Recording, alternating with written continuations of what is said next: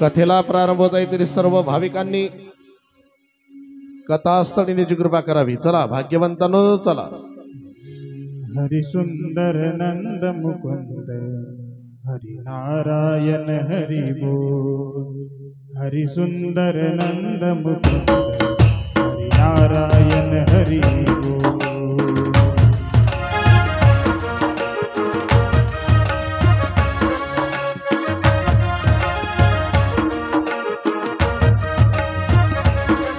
हरि सुंदर नंद मुकुंद हरि नारायण हरि बोल। हरि सुंदर नंद मुकुंद हरि नारायण हरि बोल। हरि सुंदर नारायण हरि बोल।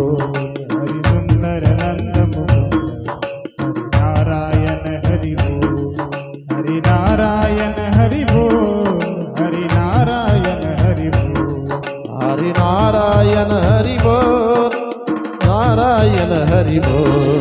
हरि नारायण हरि बोल। हरि नारायण हरि बोल। हरि नारायण हरि बोल। हरि नारायण हरि बोल। हरि सुंदर नंद मुकुंद हरि नारायण हरि बोल।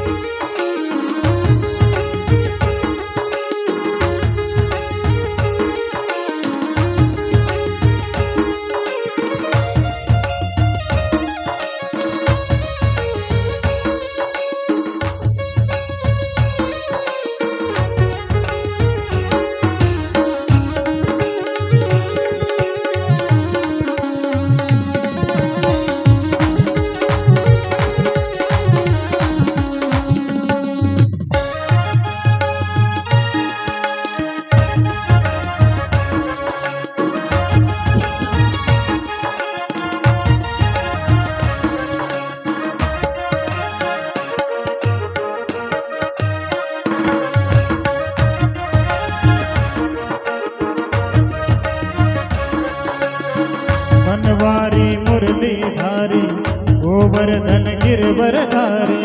बनवारी मुरलीधारी गोवर्धन गिरवरधारी।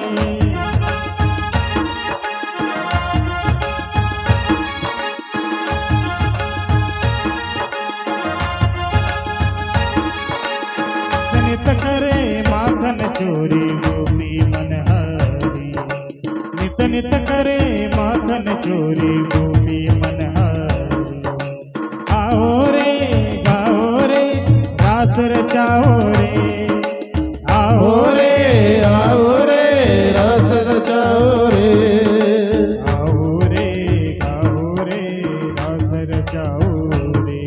आओ रे रस रचाओ रे। थोड़ा आवाज दे।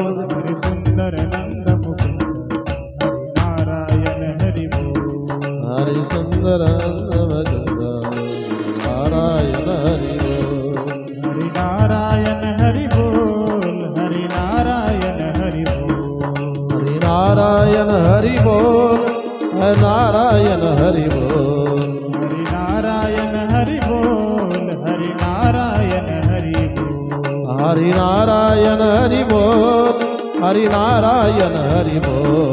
हरि सुंदर नंद मुकुंद हरि नारायण हरि बोल। हरि सुंदर हरि नारायण हरि बोल। श्री राधे गोविंदा मन भजले हरि का प्यारा नाम है। श्री राधे गोविंदा मन भजले हरि का प्यारा नाम है।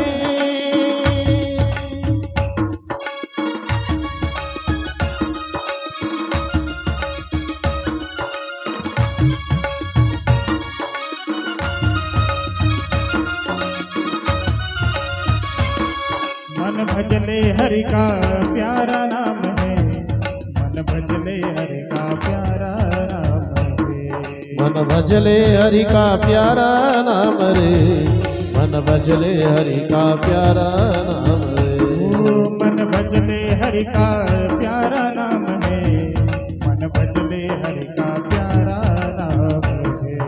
मन भजले हरि का प्यारा नाम रे, मन भजले हरि का प्यारा नाम रे।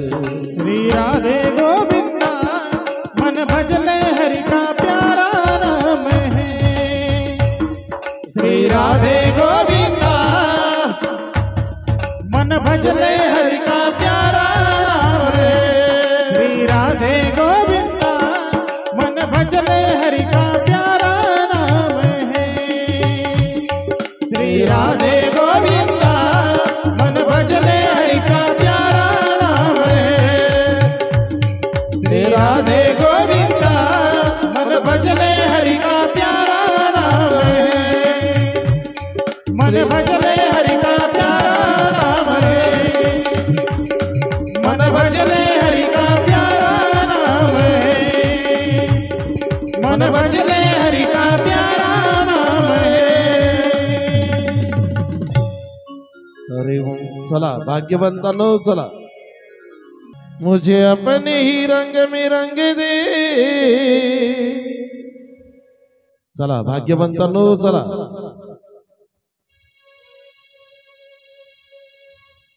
मुझे अपने ही रंग में रंग दे, हाँ रंग दे। गोपाल मुरलिया वाले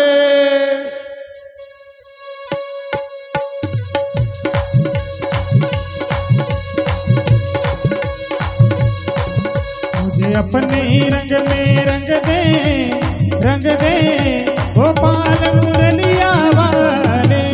अपने ही रंग में रंग दे, रंग दे गोपाल मुरलिया वाले। रंग में रंग दे गोपाल मुरलिया वाले।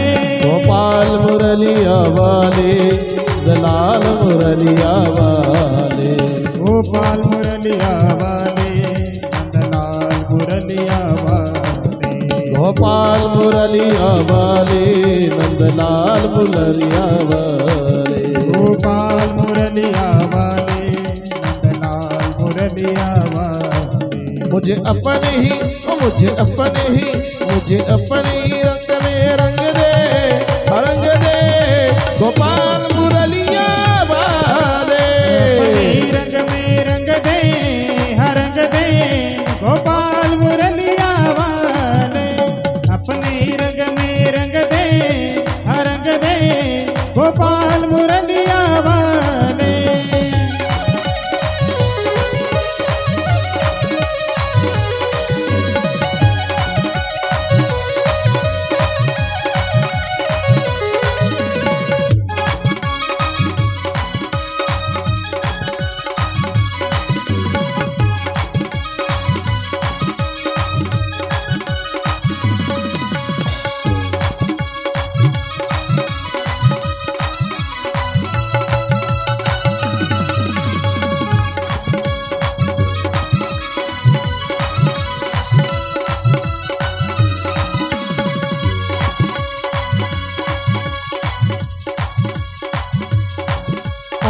ऐसे रंग रंग नहीं छूटे, ऐसे रंगों की रंग नहीं छूटे।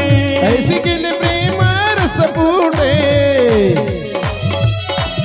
तेरी शाम चुनरिया रंग दे गोपाल मुरलिया वाले। रंग में रंग दे गोपाल मुरलिया वाले। गोपाल मुरलिया वाले, नंदलाल मुरलिया वाले। गोपाल मुरलिया वाले, नंदलाल मुरलिया वाले। मुझे अपने ही रंग में रंग दे गोपाल मुरलिया वाले। अपने ही रंग में रंग दे गोपाल मुरलिया वाले। अपने ही रंग में रंग दे गोपाल मुरलिया वाले।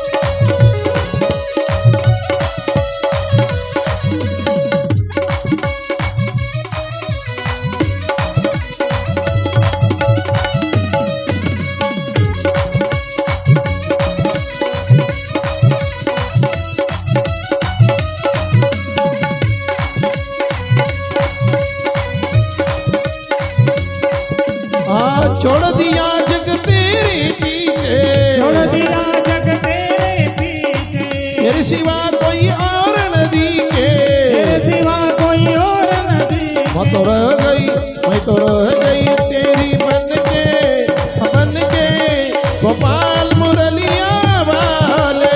अपने ही रंग में रंग दे, रंग दे गोपाल मुरलिया वाले। मुझे अपने ही रंग में रंग दे गोपाल मुरलिया वाले। अपने ही रंग में रंग दे गोपाल मुरलिया वाले।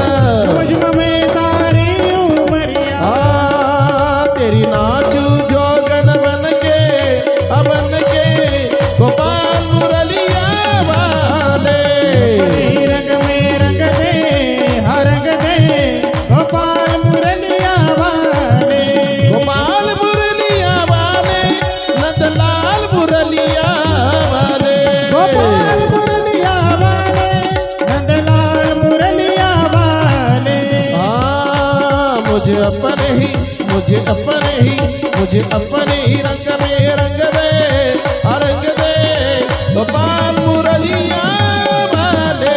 अपने ही रंग में रंग दे गोपाल मुरलिया वाले।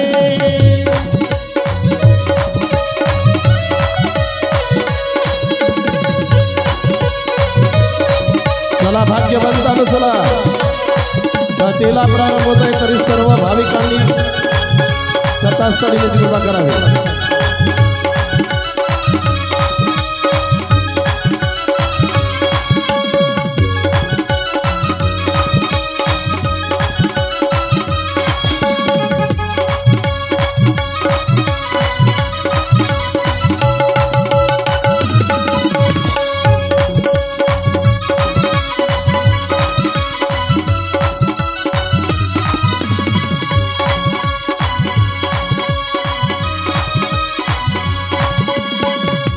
जन्मों से तेरी आस लगी है, आँखियों में एक प्यास लगी है। जन्मों से तेरी आस लगी है, आँखियों में एक प्यास लगी है। जन्मों से तेरी आस लगी है, जन्मों से तेरी आस लगी है। अखियों में एक प्यास लगी है, अखियों में एक प्यास लगी है। कर पारंगम फेर से अबर से गोपाल मुरलिया वाले। अपने ही रंग में रंग दे गोपाल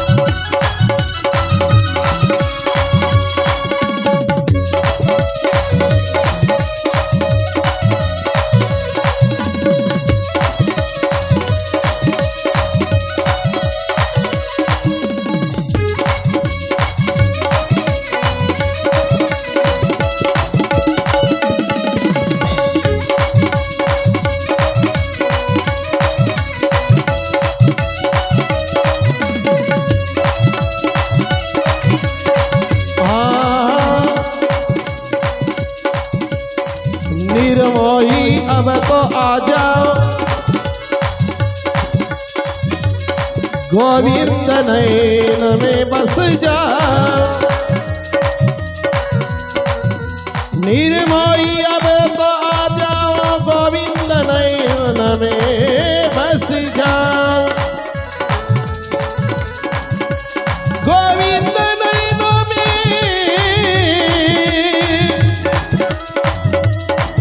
हमारे बस जा,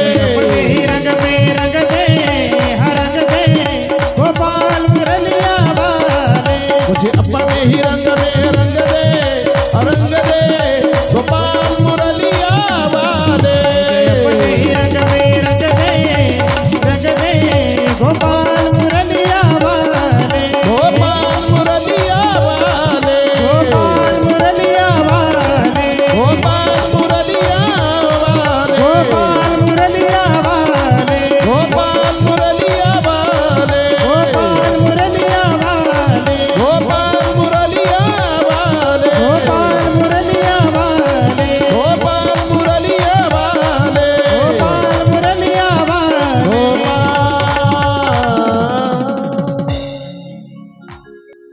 गुरुर ब्रह्मा गुरुर्विष्णु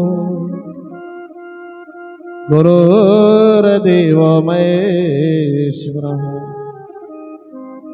गुरुर साक्षात् परब्रह्म, तस्मै श्री गुरुदेव नमः। सर्वमंगल मांगल्ये शिवे सर्वार्थ साधिके,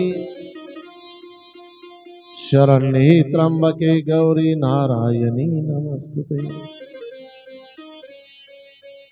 हिमालय से ऊंची है जगदम्बा मैया,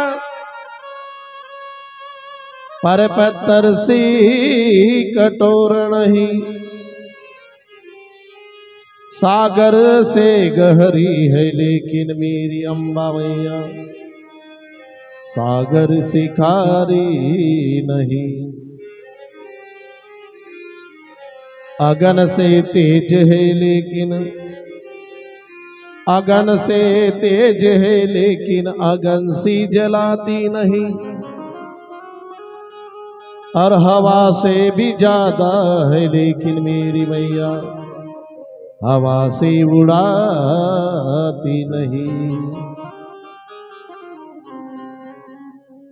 ओ माता रानी की जय, माँ रानी की जय, माता रानी की जय,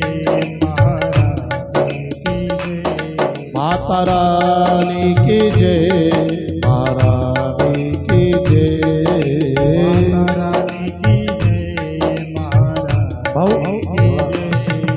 बोलो बरसाने वाली की जय जय जय, बरसाने वाली की जय जय जय, बोलो बरसाने वाली की जय जय जय, बोलो बरसाने वाली की जय जय जय, बोलो बरसाने वाली की जय जय जय, बोलो बरसाने वाली की जय जय जय।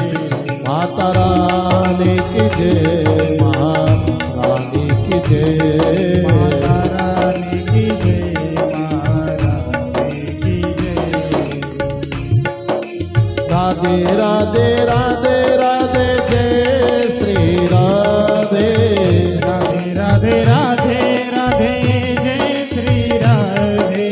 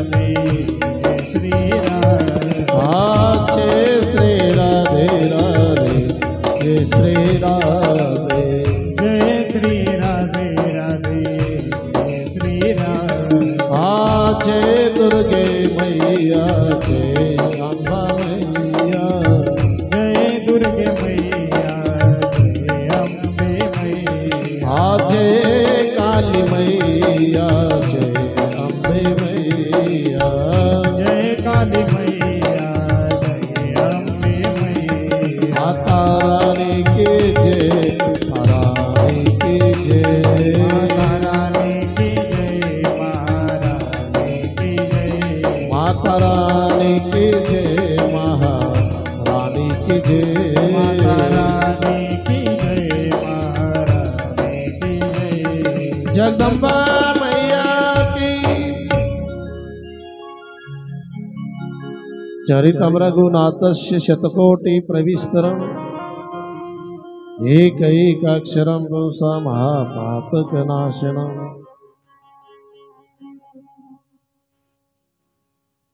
चराचरामध्ये वास करणारी अखंड ब्रह्मांड नायक भगवान परमात्मा,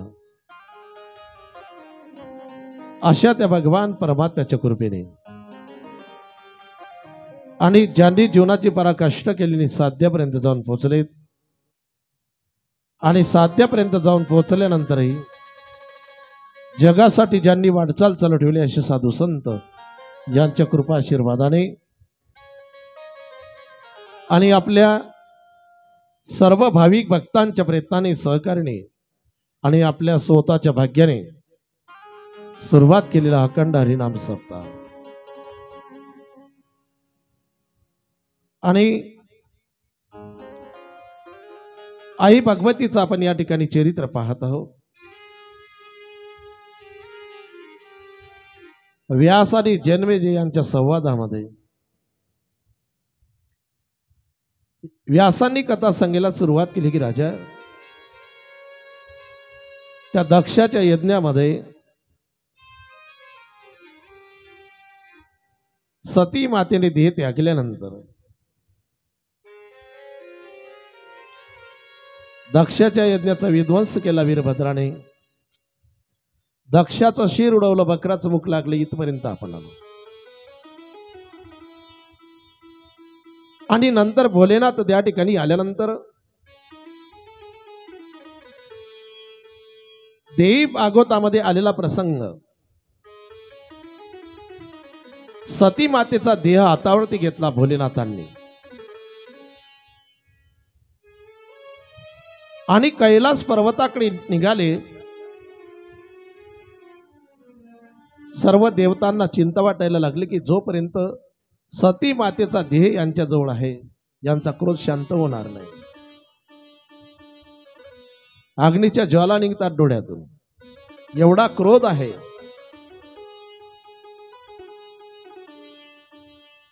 सर्व देवतांनी विष्णूंना विनंती केली आणि विष्णूंना विनंती केल्यानंतर की हा हातामध्ये देह जोपर्यंत आहे तोपर्यंत क्रोध शांत होणार नाही, तुम्ही काहीतरी करा। भगवान शिवजी असे वरती पाहत चालतात। विष्णूंनी सुदर्शन चक्राने त्या देहाचे तुकडे तुकडे केले आणि सती मातेच्या देहाचे जिथं जिथं तुकडे पडले ना, जे अवयव जिथं जिथं पडले ना, तिथं तिथं शक्तिपीठ निर्माण झाले आणि 52 शक्तिपीठ निर्माण झाले। त्या 52 शक्तिपीठांचे नावही आहेत, त्या मातेचे नाव आहे आणि आपण सांगतेच्या दिवशी त्याचा विचार करू। असे 52 शक्तिपीठ निर्माण झाले, त्याच्यातील 3.5 आपल्या महाराष्ट्रामध्ये आहे आणि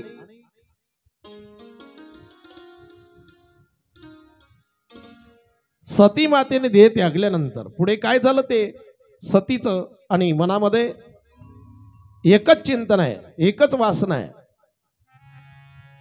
सती मरत हरी सन भर मांग, सती मरत हरी सन भर मांग, सती मरत हरी सन भर मांग, सती मरत हरी सन भर मांग। जन्म जन्म शिव पद अनुराग, जन्म जन्म शिव पद अनुराग, सती मरत हरी सन भर मांग, सती मरत हरी सन भर मांग। जन्म जन्म शिव पद अनुराग, जन्म जन्म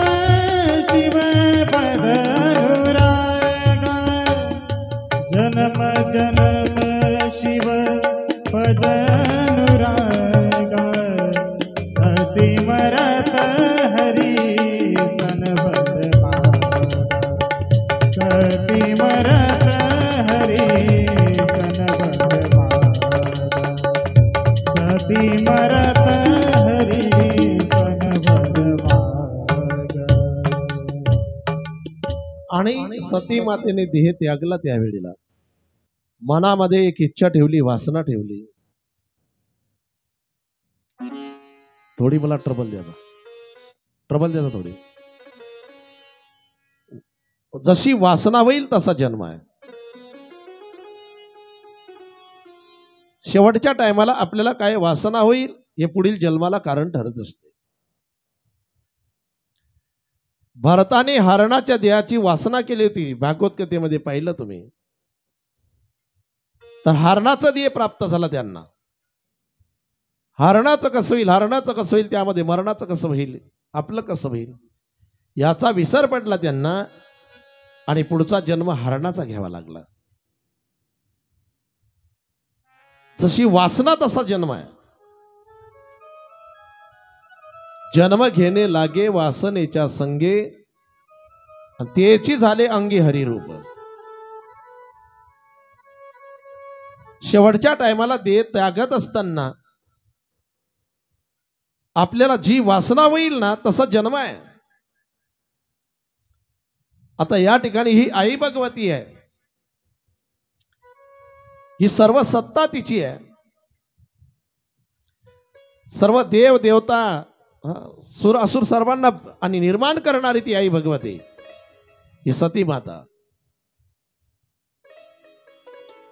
विचार केला तर ती जन्मालाही नाही येऊ शकत, जायचाही विषय नाही। हे लीला आहे मातेची।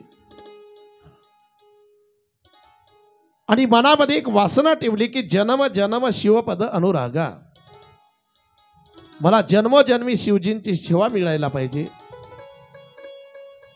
आणि तशी वासना झाल्या कारणाने पुढील जन्म आणि हिमालयाच्या पोटी, मैना राणीच्या पोटी, आणि सती मातेने त्या टायमाला त्यांच्या पोटी जन्म घेतला, पर्वताच्या पोटी, आणि जन्म घेतला म्हणून नाव पडले पार्वती। तेही कारण हिमग्रिय गृह जाई जनमी पार्वती तनु पाई। तेही कारण हिमग्रिय गृह जाई जनमी पार्वती तनु पाई। आणि मैना राणीच्या पोटी अवतार घेतला सती मातेने, आता नाव पडले काय, पार्वती। आणि मैना राणीच्या पोटी अवतार घेतला त्या ठिकाणी काय कारण, सुंदर कारण आहे। दक्षाच्या कन्यामध्ये एक दक्षाला कन्या होती सोदा नावाची, आणि त्या सोदा नावाच्या कन्येला 3 कन्या झाल्या। एकीचं नाव आहे मेना, एकीचं नाव आहे धन्या, एकीचं नाव आहे कलावती। बसा, वा कशी बसते मस्त 3 रांगीमध्ये, वा।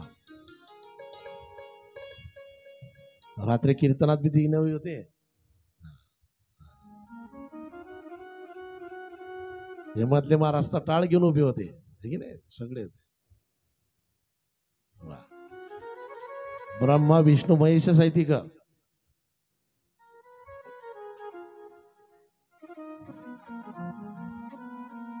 आणि एक वेळ सनत कुमार आल्यानंतर हे मेना, धन्य आणि कलावती यांनी त्यांचा आदर केला नाही, अपमान केला। तेव्हा सनत कुमारांनी त्यांना शाप दिला की जा तुम्ही मानव कन्या व्हाल आणि मानव कन्यावाला असं सांगितल्यानंतर तिघींनाही पश्चाताप झाला. आणि पश्चाताप झाला की माणूस शुद्ध होत असतो. चूक केल्यानंतर पश्चाताप करावा, पश्चातापेन शुद्धता. या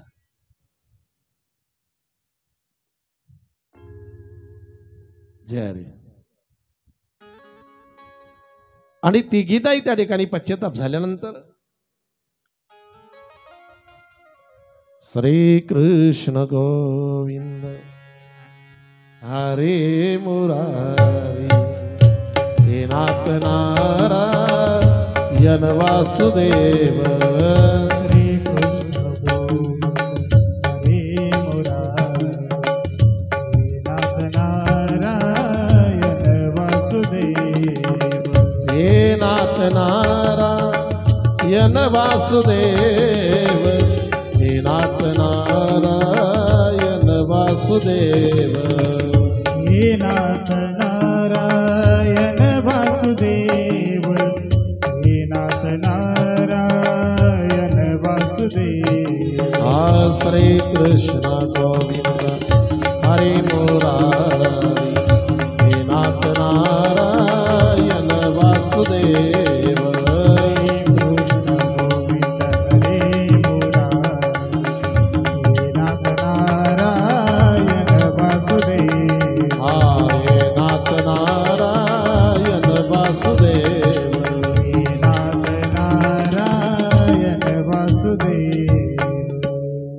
आणि तिघींनाही त्या ठिकाणी पश्चाताप झाला. बरं झाली आपली भेट झाली. चला या निमित्ताने भेटी होतात.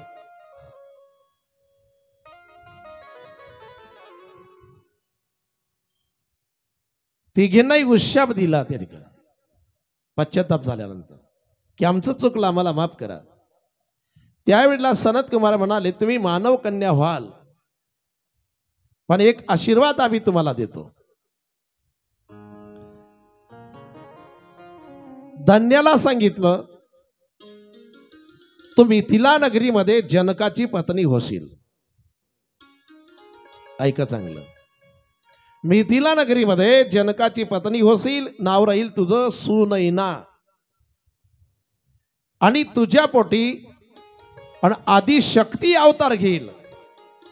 ती आई भगवती अवतार घेईल तुझ्या पोटी. आणि तिच्यामुळे तुला वैकुंठामध्ये जागा मिळेल. आता वैकुंठाची व्याख्या काय हे आपण कीर्तनामध्ये पाहिलं रात्री की वैकुंठ म्हणजे काय. वैकुंठामध्ये तुला जागा मिळेल. कलावतीला सांगितलं ब्रजभूमीमध्ये ऋषी भानोची तू पत्नी होशील. तुझं नाव श्री कीर्ती राहणार. आणि तिच्या पोटी त्या ठिकाणी अवतार घेणार तेव्हा तुझं नाव राधा राहील. तसं जर पाहिलं तर राधा राणीने अवतार घेतला कशामध्ये?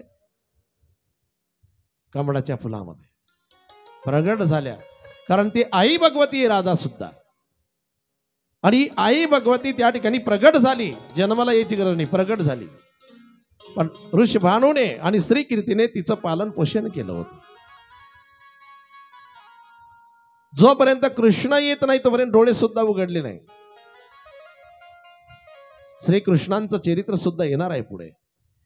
ते देवी भागवतामध्ये श्रीकृष्णांचं चरित्र का आलं ते आपल्याला कारणही पाहायला मिळेल. राधा शब्द खूप सुंदर आहे. राधा शब्द उलटा करून वाचा. काय होते मामा? राधा उलट वाचलं की काय होते? धारा. ऐक नाही, म्हणजे तारुण नेणारी धार, भगवान परमात्म्यापर्यंत नेणारी धार म्हणजे राधा. राधा राधा कहने से सब दुख मिट जाते हैं. राधा राधा कहने से जीवन में सुख शांति आती है. राधा राधा कहने से जन्म मरण का बंधन भी छूट जाता है. और राधा राधा कहने से हाँ निर्धन भी धनवान बन जाता है। राधा राधा कहने से समाधान ही मिलता है। खूप सुंदर शब्द आहे राधा। मुखाने नुसतं राधे राधे म्हटलं बरं का तरी तप होते। अनंत जन्माचं पातक जरी असेल तरी ते राहत नाही। म्हणून तिकडं लोक राधे राधे है की नाही। कुणाच्याही मुखामध्ये बा शब्द काय जय श्री राधे जय श्री राधे। आई भगवती प्रगट झाली राधाराणीच्या रूपाने। एक वेळ राधाराणीचा गजर करा। अरे हाँ राधे राधे जपो चले आएंगे बिहारी। राधे राधे जपो चले आएंगे बिहारी। आएंगे बिहारी चले आएंगे बिहारी। आएंगे बिहारी चले आएंगे बिहारी। आएंगे बिहारी चले आएंगे बिहारी। आएंगे बिहारी चले आएंगे बिहारी। आएंगे बिहारी चले आएंगे बिहारी। आएंगे बिहारी चले आएंगे बिहारी। राधे राधे राधे राधे भैया राधे भैया राधे। राधे राधे जपो चले आएंगे बिहारी। राधे राधे जपो चले आएंगे बिहारी। आएंगे बिहारी चले आएंगे बिहारी। आएंगे बिहारी चले आएंगे बिहारी।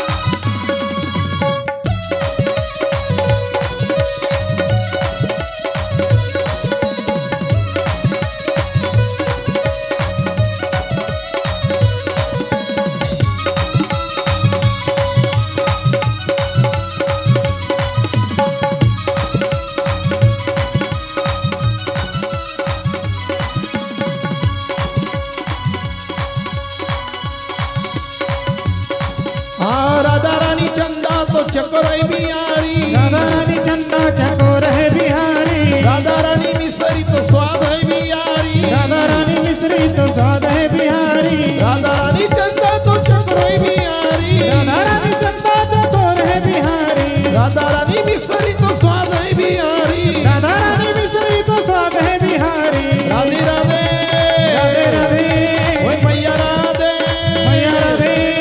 राधे राधे जपो चले आएंगे बिहारी। राधे राधे जपो चले आएंगे बिहारी। आएंगे बिहारी चले आएंगे बिहारी। आएंगे बिहारी चले आएंगे बिहारी।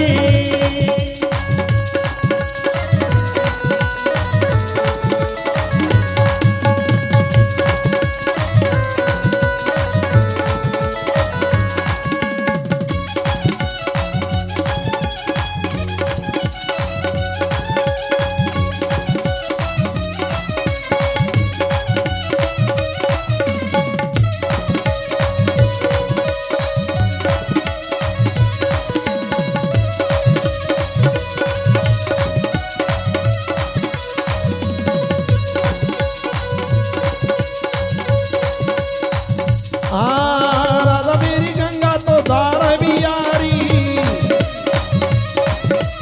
राधा रानी तन है तो प्राण है बिहारी। राधा मेरी गंगा तो धार है बिहारी।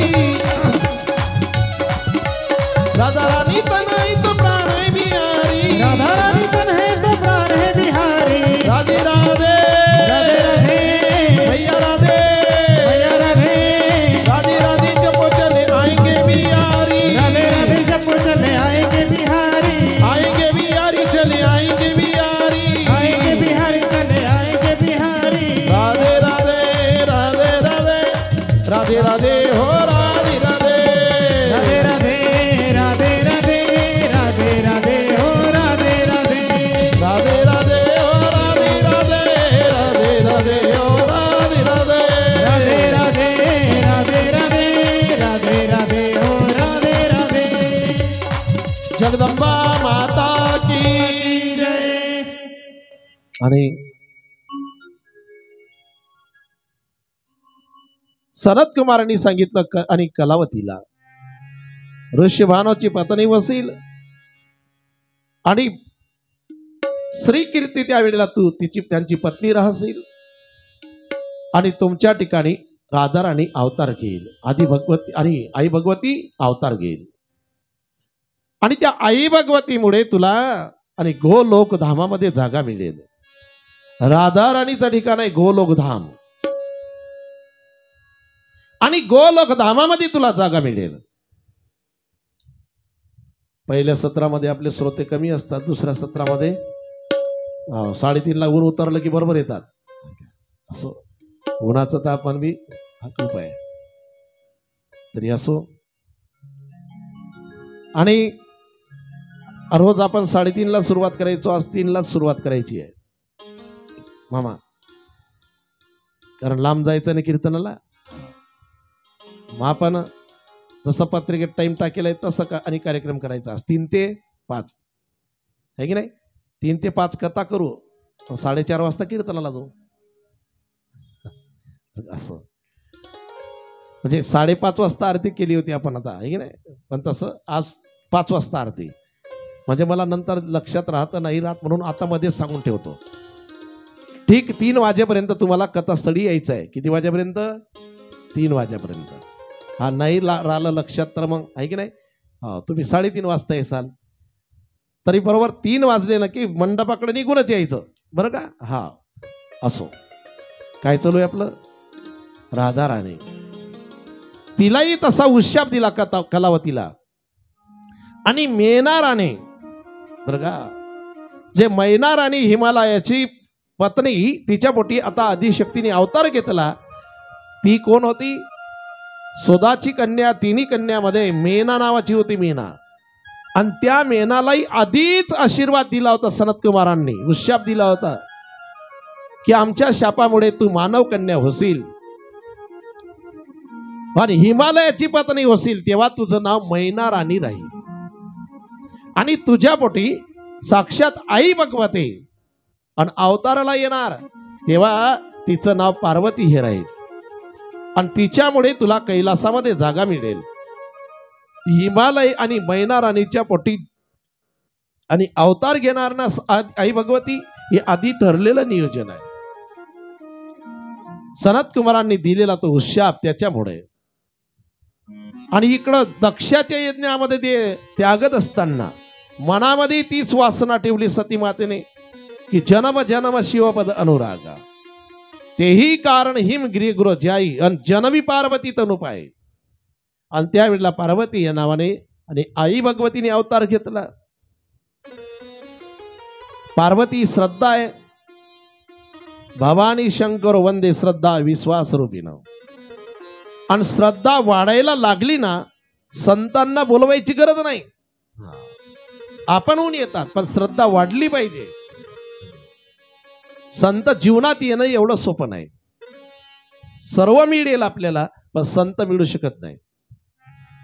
बहु अवघड आहे काय संत मिळणे, आहे की नाही. किंवा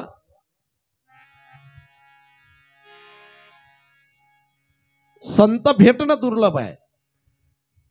पूर्व पुण्य जरी होय सानुकूल, अंतराय मूळ नुपजे देते. आणि संत भेटल्याशिवाय देवाची प्राप्ती नाही. आणि संतांची भेट दुर्लभ आहे, अवघड आहे. सर्व भेटेल आपल्याला. अरे वाघाचं दूध भेटेल, आहे की नाही. चंद्र अमृत सुद्धा मिळेल, सागर हातावरती घेता येईल. हा, परंतु संताची त्या साधूची भेट न होई का, त्या साधूची भेट नाही होणार, अवघड आहे.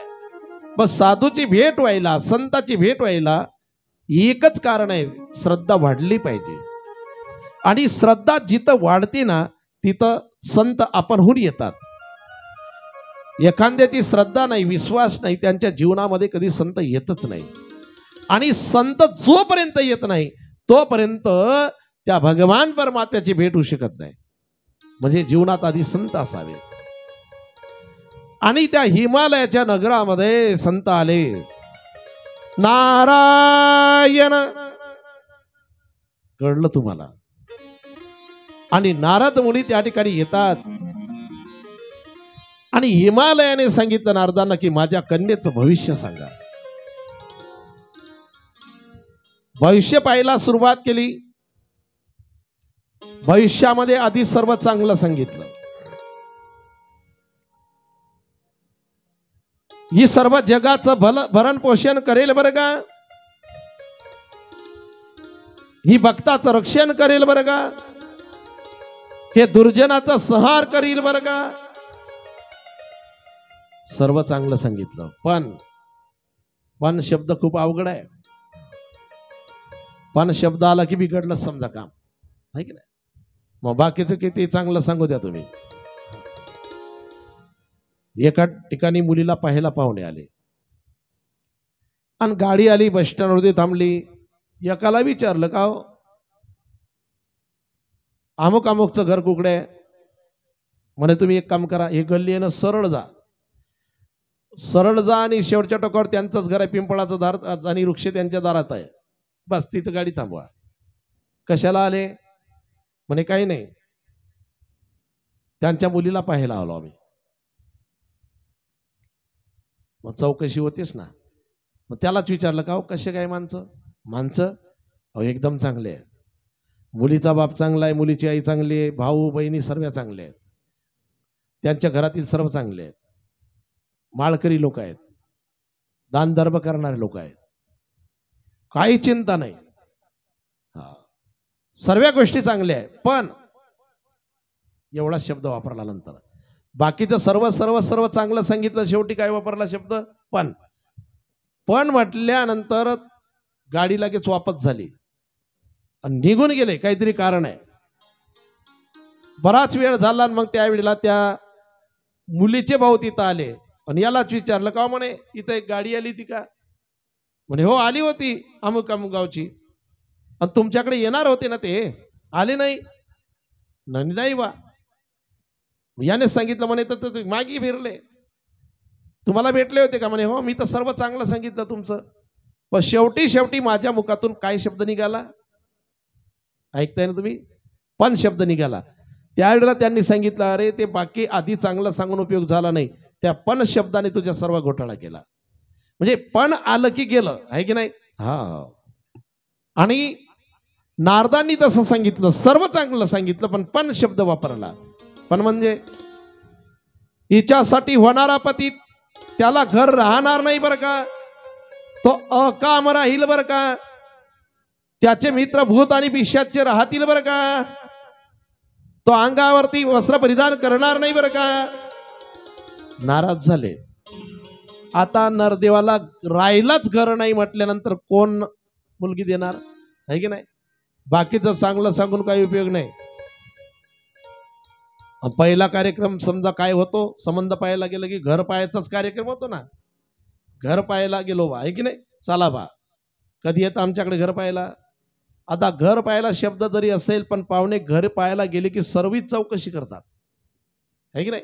काही तर अशी हुशार असतात जुने लोक, जुलमच सांगतात त्या ठिकाणी की बाई थोडं फिरून येतो, आणि बरोबर त्यांच्या नातेवाईकाच्या घरी जातात, तिथून चौकशी करून घेतात पूर्ण, आहे की नाही. तिथून चौकशी बारीक करतात. बरं घरी गेलो की सांगतो तुम्हाला, घरी गेल्यानंतर सांगतो तुम्हाला म्हटलं की समजून चालायचा संबंध होत नाही, काहीतरी, आहे की नाही.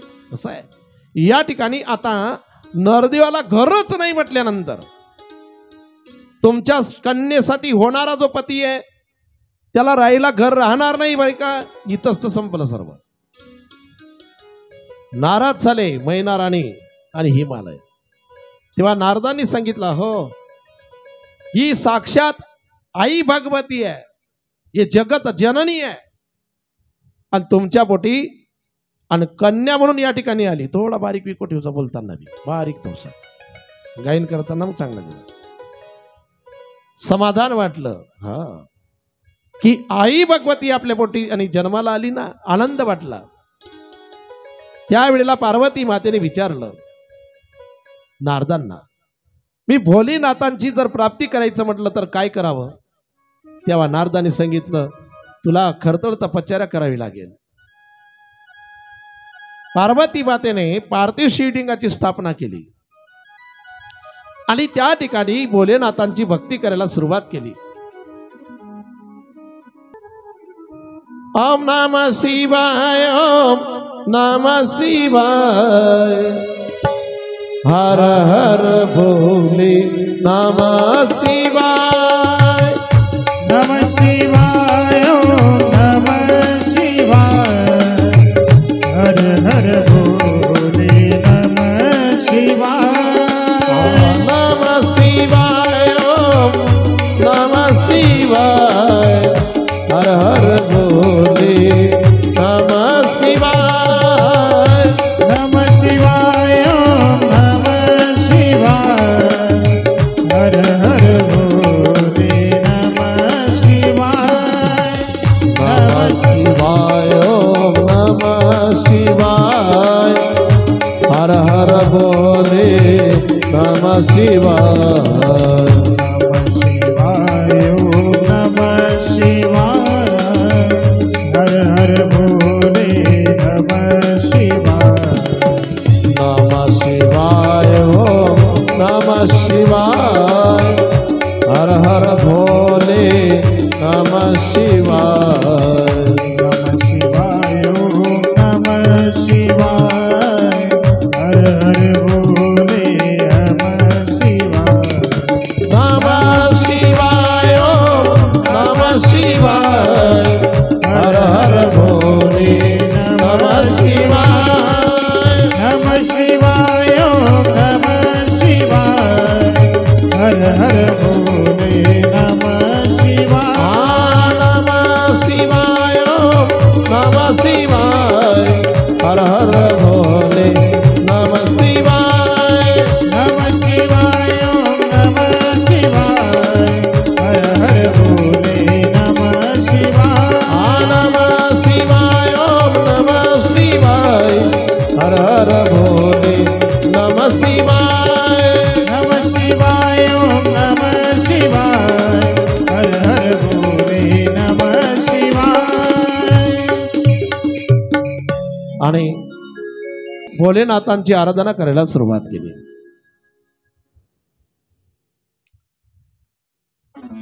काही हजार वर्ष फळभक्षण केले आणि साधना केली. नंतर फळ खाणंही बंद केले.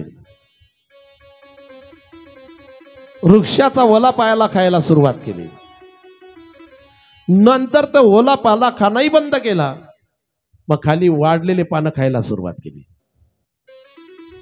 नंतर वाढलेले पानही खाणं बंद केले. म्हणून तिला एक नाव पडले अपर्णा. काय नाव पडले? अपर्णा. असते ना देवाऱ्यामध्ये, तिला नाव पडले अपर्णा. त्या आई भगवतीला असे अनेक नाव आहे. अपर्ण नाव पडले. आणि आई भगवतीने, या पार्वती मातेने पार्थिव शिवलिंगाची स्थापना केल्यानंतर व्रत केलं, खळतळ तपश्चर्या केली. आजही महिला मंडळी म्हणून एक व्रत करतात जीवनामध्ये. कोणतं? हरतालिका करताना तुम्ही, हे तेव्हापासून सुरुवात झाली. केव्हापासून? भोलेनाथांची प्राप्ती झाली पाहिजे. होते बरं का. कशावरून? पार्वती मातेने भोलेनाथांची त्या ठिकाणी साधना केल्यानंतरच त्या ठिकाणी त्या आणि भेट झाली, प्राप्ती झाली. जरी सती असेल आदल्या आणि जन्मामध्ये, पण तरी सुद्धा भोलेनाथांची जर प्राप्ती जर करायची असेल ना त्या ठिकाणी, आता तेवढं तर काही आपल्याला जमणार नाही पार्वती मातेसारखं, पण थोडी जरी खरी साधना जर जीवनात केली तर भगवान परमात्म्याची प्राप्ती नक्कीच होते. हो की नाही ठाकूरजी? झाल्याशिवाय राहत नाही. भोळं दैवत आहे भोलेनाथ. किती भोळं आहे आपण तिसऱ्या वर्षी पाहून गेलो शिवपुराणामध्ये, आहे की नाही? शिवपुराण होतं ना तिसऱ्या वर्षी, पाहून गेलो आपण की किती भोळं दैवत आहे. अहो, चोरावरती सुद्धा प्रसन्न होणारं भोळं दैवत आहे भोलेनाथ. आणि पार्वती मातेने साधना करायला सुरुवात केल्यानंतर प्रसंग आहे, तारकासूर हा उन्मत्त झालेला आहे. तारकासूर, आणि तारकासूर उन्मत्त झाल्यानंतर त्याला वरदान आहे तुला भोलेनाथांच्या पुत्राशिवाय कोणी मारणार नाही. आणि प्रसंग असा आहे, जेव्हापासून सती मातेने देह त्यागला तेव्हापासून समाधीस्थ आहे भोलेनाथ. भोलेनाथ समाधीस्थ आहे, पण सती मातेने देह ठेवला नाही. आता त्यांना पुत्र होणार नाही. हा भ्रम कुणाला आहे? तारकासुराला. त्याने अवघड मरण मागितलं की मला मृत्यू जर येत असेल तर भोलेनाथांच्या पुत्राच्या हातूनच मृत्यू व्हावा. त्याला माहिती होतं की त्या भोलेनाथांनी समाधीमध्ये आणि त्याच्यामध्ये भोलेनाथ समाधीमध्ये सती मातेने देह ठेवला नाही, यांना पुत्र होणार नाही आणि आपल्याला मृत्यू येणार नाही. उन्मत्त झाला. आणि जो मरणाला विसरतो ना तो चांगलं वागत नाही. ऐकताय ना तुम्ही? जो मरणाला विसरतो ना तो चांगला वागत नाही. ज्याला कळतं की एक दिवस आपल्याला जायचं आहे, आपण काही आणलंही नाही आणि काही नेताही येत नाही. आणलंही काहीच नाही आणि नेता सुद्धा काहीच येत नाही. खाली आत आया है खाली आत जाएगा, न साथ कुछ लाया है ना लेके जाएगा.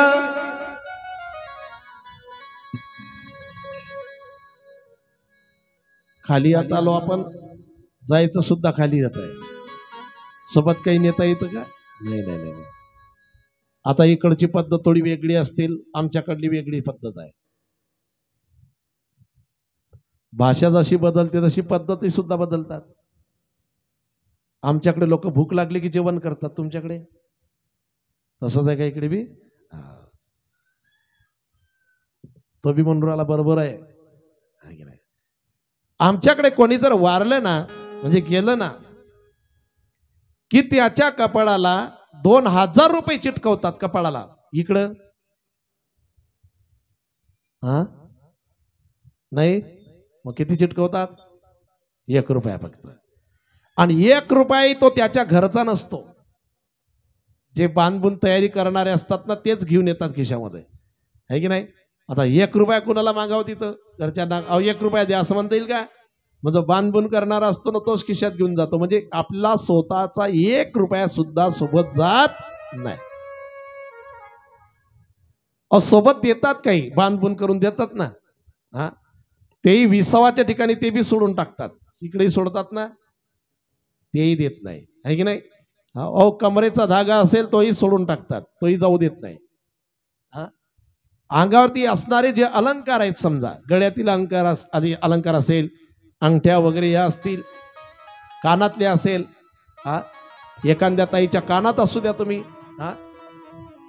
1-2 तोळ्याच्या बाह्या असू द्या, इतर अलंकार तसेच जातात ना ते सोबत, मग काढून घेतात. यमाची हाती बांधून या देते आणि भूषणही घेती काढून या. जे भूषण असतील अंगावरती, आपल्या आभूषण असेल ते काढून घेतात. काहीच नाही जात. अंगावरती टाकलेलं जे बोळवण आहे ते तरी भारी आणतात का लोक? कोणीही आणत, आहे की नाही? एखाद्या वेळेला कापड दुकानवाला जर चांगला धार्मिक असेल तर तो पैसे बी घेत नाही, तसंच देऊन टाकतो. तेवढंच बोळवण फक्त माणसाच्या अंगावर. आता इकडं वेगळी पद्धत असेल सांगता येते, आमच्याकडे पद्धत आहे ते बोळवणच म्हणतात ना, इकडं अंगावर टाकतात ते. आमच्याकडं त्याला खिशे शिवतात, खिशे. तुमच्याकडे खिशे राहत नाही का? काय कारण? खिशे कशा करता असतात मामा? आता आपल्याला खिशे काऊन आहे? लोक दक्षिणा देतात म्हणून, आहे की नाही? जसं दिलं मी तसं तुमच्याकडे देतो, तुम्ही बरोबर नोट काढून माझं देता, मी खिशात घेतो. खिशे आपल्याला कारण का ठेवायला, आहे की नाही? पण त्यावेळेला बोळवण अंगावरती टाकल्यानंतर खिशे शिवत नाही. याला कारण आहे, सोबतच काही नेता येत नाही तर खिशातच काय काम आहे की नाही? किती कमवू द्या तुम्ही, सोना चांदी हिरे माणिक मोती किती कमवा. कबीर महाराजांनी खूप सुंदर सांगितलं,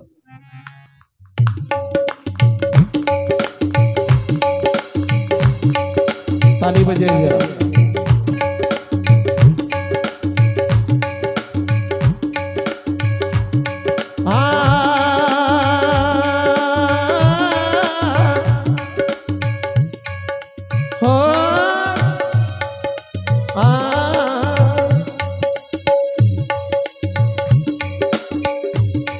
पैसा तो खूप कमाया, क्या हीरी क्या मोती. पैसा तो खूप कमाया, क्या हीरी क्या मोती.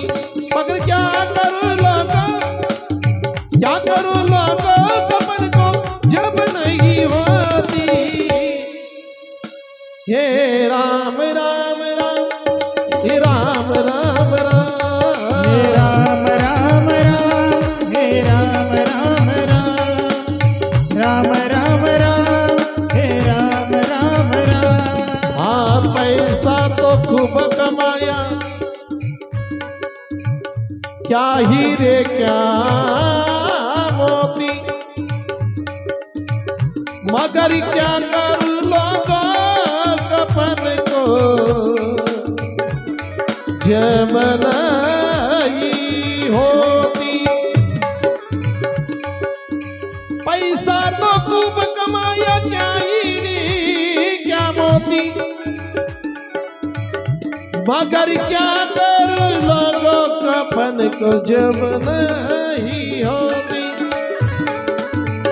इसलिए संतों ने कहा जब हम यहाँ आते हैं तब खाली हाथ आते हैं और खाली हाथ जाते हैं. साथ कुछ लाया नहीं और घर के लोग देते भी नहीं जाते समय. जीवन में कितनी भी बड़ी कमाई क्यों न हो, सोना चांदी हीरे मानिक मोती सब कुछ है, बहुत सा पैसा भी है, लेकिन साथ में कुछ भी नहीं जाता. म्हणून माणसाने मरणाला विसरू नये. किती असू द्या, किती असू द्या, विसरू नये की एक दिवस हे सर्व सोडून जायचं आहे. जो मरणाला विसरतो तो चांगला वागत नाही, लक्षात घ्या. ज्याला एक दिवस जायचं हे कळतं ना की एक दिवस आपल्याला जायचं आहे, कोणत्या दिवशी जावं लागेल हे काही सांगता येत नाही. हा सर्व कळतं माणसाला, हा पण कोणत्या दिवशी जायचं हे कळते का नाही.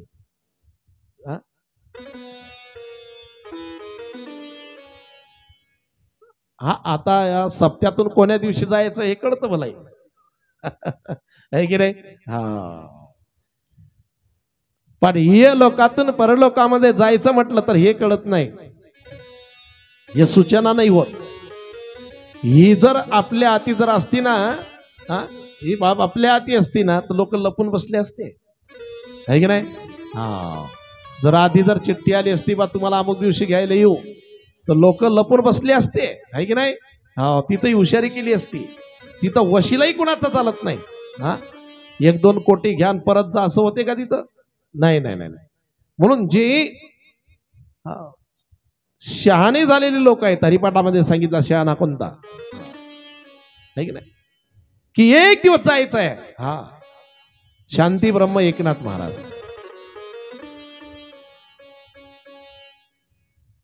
एकाने विचारलं, महाराज तुम्ही कीर्तन करतात, भजन करतात, दान धर्म करतात, तीर्थयात्रा करतात, एकही काम वाईट करत नाही, तुम्ही हे कशा करता हो. नाथ बाबांनी सांगितलं याचं उत्तर मी तुला 15 दिवसांनी देणार. आणि 15 दिवसानंतर ते व्यक्ती नाथ बाबांना भेटल्यानंतर नाथ बाबांनी त्याला सांगितलं, ऐका चांगलं. नाथ बाबा म्हणाले मला रात्री स्वप्नामध्ये देव आले आणि रात्री देवाने मला सांगितलं की तू 1 महिन्यामध्ये मरणार आहे. त्याला सांगितलं, नाथ बाबांनी सांगितलं की देवाने मला सांगितलं की तुमच्या गावातला अमुक अमुक म्हणजे तू मरणार आहे 1 महिन्यामध्ये. आता कधी ते देवाच्या मंदिरात न येणार, कथेत न येणार, दान धर्म न करणार, सप्त्याला वर्गणी न देणार, असं होतं खरं तर. उलट पाहुण्यांचा जर फोन आला, समजा निरोप आला की आम्ही तुमच्याकडे येतो, तर या आधीच सांगायचं की आम्ही गावाला चाललो त्या 2 दिवस आधीच, घरी नाही, असं ते. आणि त्याला सांगितलं तू 1 महिन्यामध्ये मरणार आहे, ते नाराज झालं. त्याला माहिती होतं की एकनाथ महाराज खोटं बोलू शकत नाही.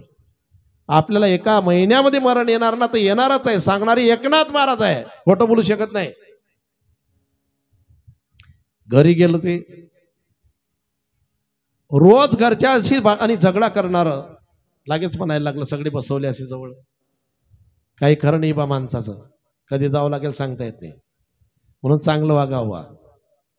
घरच्यांनाही वाटलं याला झालंच काय. एक म्हणे बहुतेक गायत्री नगर मध्ये सप्ताह चालू श्रीराम मंदिर, बहुतेक लांबून काहीतरी ऐकलं याने. ज्यांच्याशी झगडे केले होते गावामध्ये, प्रत्येकाच्या घरी गेलं भेटायला. जय हरी भाऊ. लोक म्हणाले बापरे जय हरी, कधी कोणाकडे असा हात वरती करायचं नाही, जय हरीवर आला आता. जय हरी भाऊ, काही खरं नाही माणसाचं, पाण्याचा बुडबुड्यासारखं जीवन आहे, केव्हा जावं लागेल सांगता येत नाही. म्हणून चांगलं बोला, चांगलं वागा. काही जर चुकलं असेल माझं तर मला माफ करा बरं भाऊ. दुसऱ्याच्या घरी जेवढ्या नातेवाईकांशी त्याने बरं का संबंध त्याचे खराब केले होते, प्रत्येक नातेवाईकांच्या घरी भेटायला गेलं. नातेवाईकही म्हणायचे की बाई एवढं परिवर्तन कसं काय झालं, एवढं चांगलं बोलायला लागलं हे. 1 महिना झाला, 2 महिने झाले, 3 महिने झाले, त्याच्या लक्षात आलं की एकनाथ महाराज कधीपासून खोटं बोलायला लागले. आणि एकनाथ महाराजांनी सांगितलं होतं की 1 महिन्यामध्ये तुम्ही मरणार आहे, आणि आता 3 महिने झाले आपण जिवंत आहे. गेलं ना ते एकनाथ महाराजांना भेटायला. महाराज तुम्ही तर खोटं बोलत नाही, माझ्या बाबतीमध्ये कसे खोटे बोलले म्हणे. काय झालं सांग. तुम्ही तर सांगितलं होतं देव स्वप्नात आले आणि मी 1 महिन्यामध्ये मरणार आहे, आणि मी 3 महिने झाले जिवंत आहे. नाथबाबा म्हणाले तुम्हाला काही विचारलं होतं, तुम्ही एवढं चांगलं का वागता, त्याचं हे उत्तर आहे.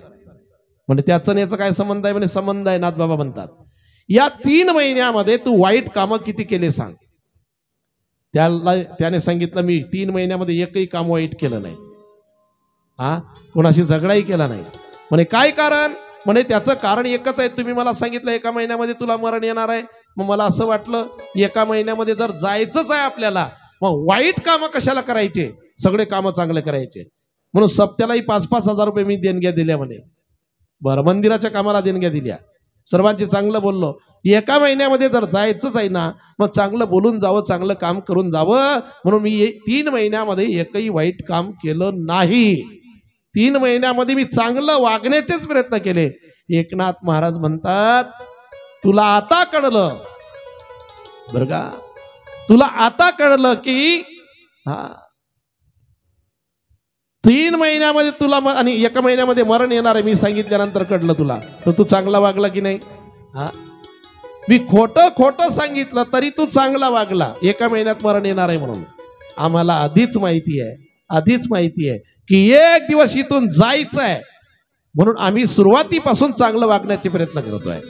माणसाचं जीवन जर म्हटलं ना तर अंगणामध्ये आलेल्या पक्ष्यांसारखं आहे. पक्षी अंगणामध्ये येतात पण अंगणाला आपलं समजत नाही. पक्षी अंगणी उतरती, पक्षी अंगणी उतरती, पक्षी अंगणी उतरती, पक्षी अंगणी उतरती, ते का गुंतोनिया राहती, ते का गुंतोनिया राहती. तैसे असावे संसारी, तैसे असावे संसारी, तैसे असावे संसारी, तैसे असावे संसारी.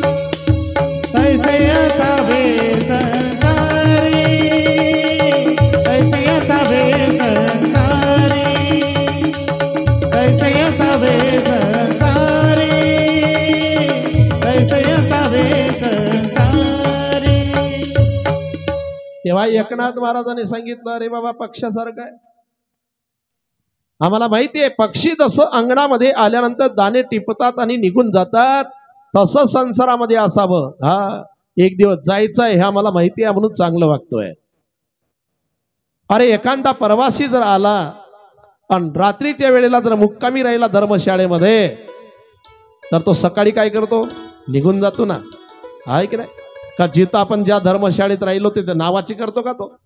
तिला आपलं समजतो का? नाही. 1-2 दिवस म्हणा, जेवढं काम तेवढं थांबतो, आश्रय घेतो आणि ते निघून जातो. हा, तसं आपण किती मोठा बंगला बांधला असेल, पण शेवटी आता तुमच्याकडे पद्धत वेगळी असेल तर सांगता येत नाही बा, आहे की नाही? कारण आमचा जळगाव जिल्हा, मग बुलढाणा एक मध्ये लागला, अकोला 3ऱ्या जिल्ह्यात आलो ना आम्ही. पद्धत राहू शकते काही काही गावामध्ये. एका गावामध्ये एकाचा बाप वारला, त्या बाबाला 2 मुलं होते आणि वारल्यानंतर बाप मोठा बंगला बांधला होता बाबानं, खूप मोठा बंगला. मग मुलांनी विचार केला की एवढा जर बंगला बाबाने बांधला, एवढ्या फॅक्टरी आपल्याकरता दिल्या बरं का, एवढा पैसा दिला बाबाने कमवून आपल्याला, आणि एवढा जर बंगला बाबांनीच बांधला ना, असे बंगले 4-5 बांधलेले आहेत. मग 4-5 बंगल्यापैकी एका बंगल्यामध्ये बाबाला मशानात न्यायचं नाही, बंगल्यातच दन द्यायचं. तर त्या मुलांनी बंगल्यातच पेटवलं बाबाला. असं होईल का? झोपलं नाही कोणी? हा, अरे कोणी असू द्या, बंगल्यामध्ये कधी दन देऊ शकत नाही आपण. हा, कुठं? शेवटचं ठिकाण तिकडं, आहे की नाही? हो, हे आधीच माहिती आहे, हे मी गप्पा नाही सांगू राहिलो तुम्हाला. नाथ बाबांनी हे सांगितलं, वस्तिकार वस्ती आला प्राप्त काळी उठोनी गेला. आपलं घर म्हणजे एक धर्मशाळा आहे, एक दिवस सोडावी लागणार आहे की नाही? नाही म्हटलं तरी सोडावं लागणार आहे. आपण नाही म्हटलं तरी सोडावं लागणार, काढतात घरातले बाहेर, आहे की नाही? तसं या ठिकाणी आम्हाला आधीच माहिती आहे, संतांना आधीच माहिती आहे. पण त्या ठिकाणी तारकासूर उन्मत्त झाला, कारण आहे त्याला माहिती आहे आपल्याला मरण येऊ शकत नाही. आणि जो मरणाला विसरतो ना, तो चांगलं वागतच नाही. माणसाने जीवनामध्ये एक लक्षात घ्यावं, काय? क्या भरोसा इस जिंदगी का, क्या भरोसा है इस जिंदगी का, क्या भरोसा है इस जिंदगी का, क्या भरोसा है इस जिंदगी का. साथ देती नहीं, साथ देती नहीं, साथ देती नहीं ये किसी का. क्या भरोसा है इस जिंदगी का, क्या भरोसा है इस जिंदगी का, क्या भरोसा है इस जिंदगी का, क्या भरोसा है इस जिंदगी का.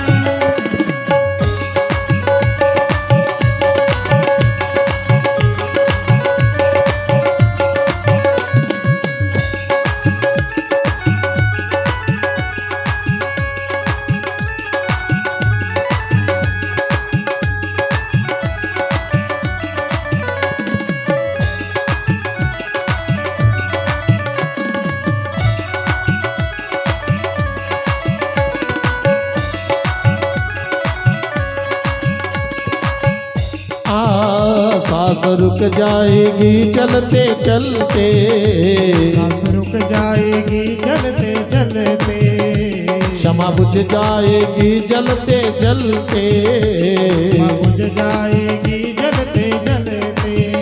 दम निकल जाएगा, दम निकल जाएगा, दम निकल जाएगा रोशनी का. क्या भरोसा है इस जिंदगी का, क्या भरोसा है इस जिंदगी का, क्या भरोसा है इस जिंदगी का, क्या भरोसा है इस जिंदगी का.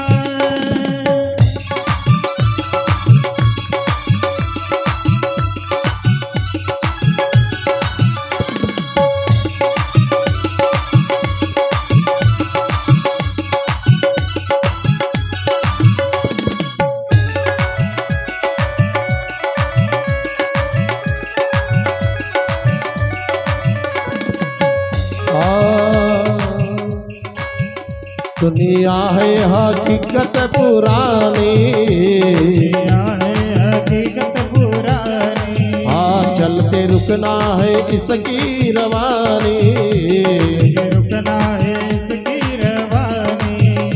नाम रह जाएगा, नाम रह जाएगा, नाम रह जाएगा जिंदगी का, क्या भरोसा है इस जिंदगी का, क्या भरोसा है इस जिंदगी का, क्या भरोसा है इस जिंदगी का।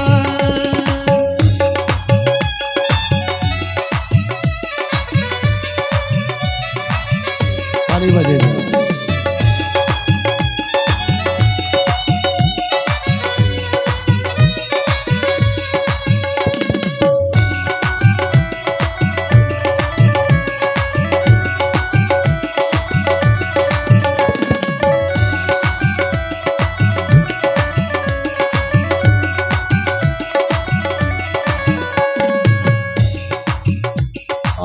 हम रहे ना मोहब्बत रहेगी, रहे ना मोहब्बत रहेगी। दास्ता की ये दुनिया कहेगी, दास्तां तेरी दुनिया कहेगी। हाँ कर्ज पूरा करो, कर्ज पूरा करो, कर्ज पूरा करो बंदगी का, क्या भरोसा है इस जिंदगी का, क्या भरोसा है इस जिंदगी का, क्या भरोसा है इस जिंदगी का, क्या भरोसा है इस जिंदगी का। साथ देती नहीं, साथ देती नहीं, साथ देती नहीं ये किसी का, क्या भरोसा है इस जिंदगी का, क्या भरोसा है इस जिंदगी का, क्या भरोसा है इस जिंदगी का।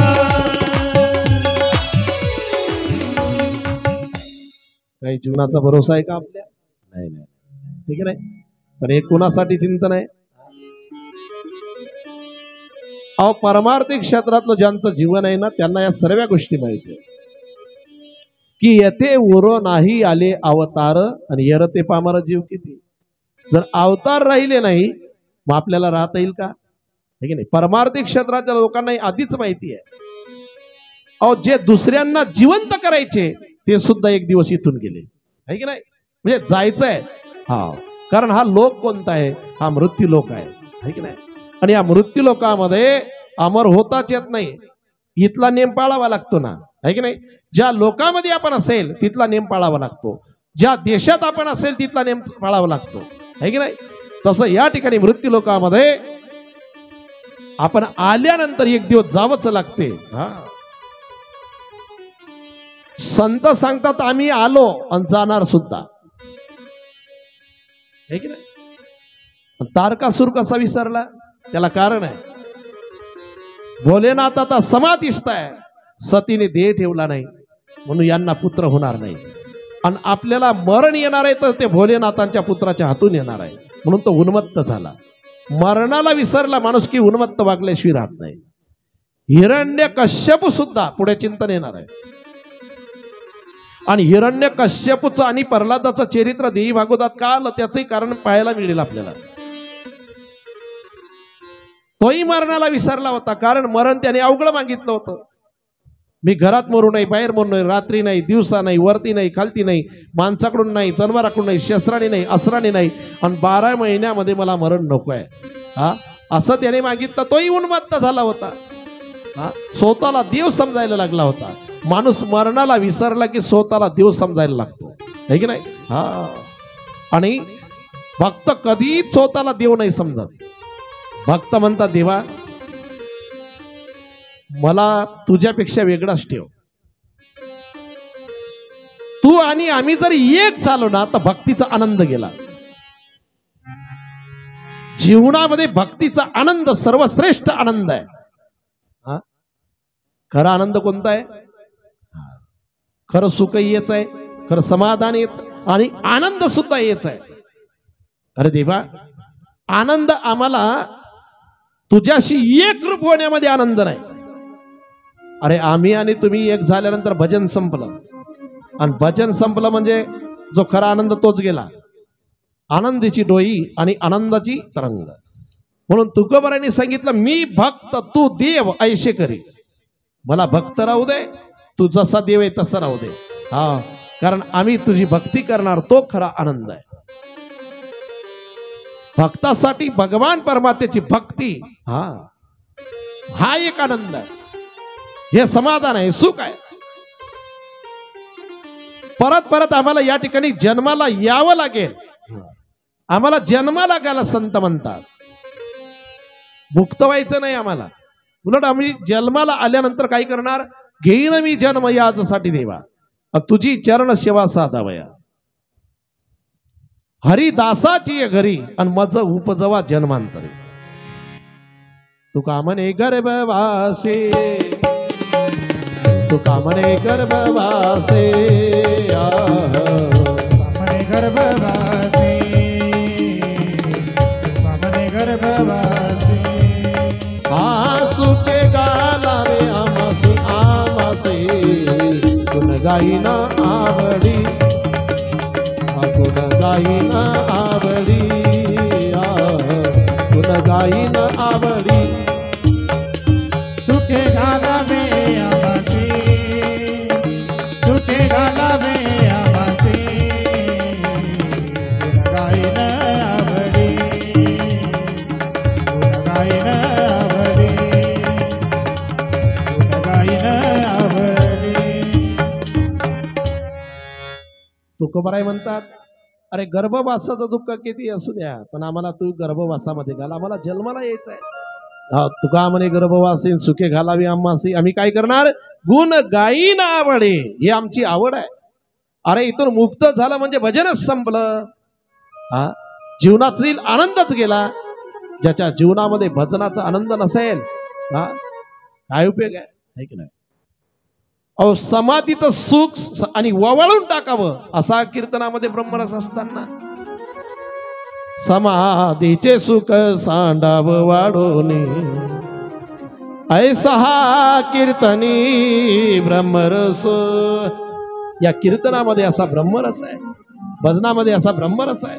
आणि मुक्त होऊन काय करायचं, अरे तिथंच राहून जर अमृत प्राशन करायला मिळेल, पण अमृत प्राशन करून काय उपयोग आहे. अरे अमृतापेक्षा या भजनाचा आनंद महत्वाचा आहे आम्हाला.